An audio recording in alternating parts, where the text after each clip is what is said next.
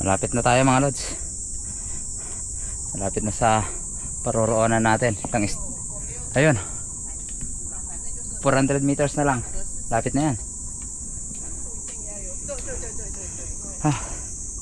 Pagod din. Dami din umakyat talaga, oh.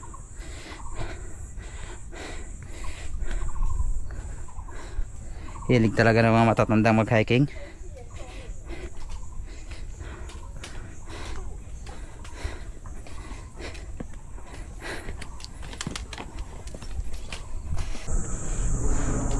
Dito na tayo mga lods.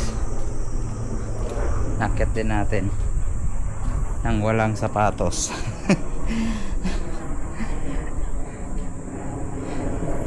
Malayo-layo din mga lods.